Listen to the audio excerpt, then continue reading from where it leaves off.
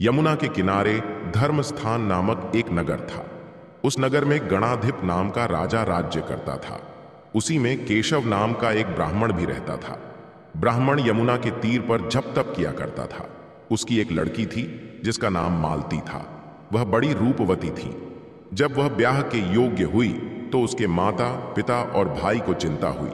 संयोग से ब्राह्मण अपने किसी यजमान की बारात में गया, भाई पढ़ने चला गया। तभी उनके घर में एक ब्राह्मण का लड़का आया। लड़की की मां ने उसके रूप और गुणों को देखकर उससे कहा कि मैं तुमसे अपनी लड़की का ब्याह करूंगी। होनहार की बात की। उधर ब्राह्मण को एक लड़का मिल गया और उसने वचन दे दिया।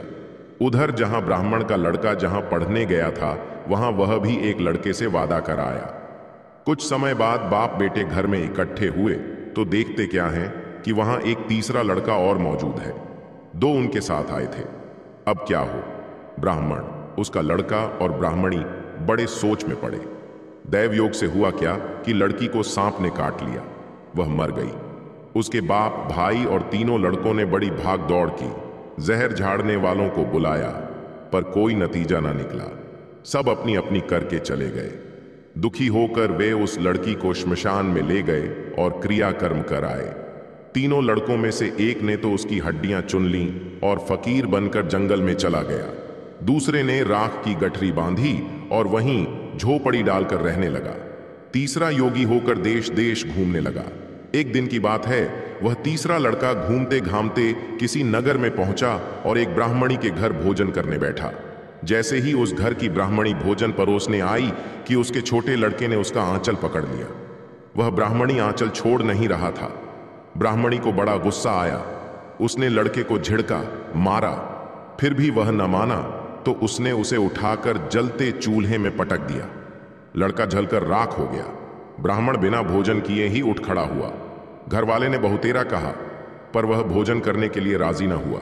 उसने कहा, जिस घर में ऐसी राक्षसी हो उस घर में मैं भोजन नहीं कर सकता। इतना सुनकर वह आदमी भीतर गया और संजीवनी विद्या की पोथी लाकर एक मंत्र पढ़ा।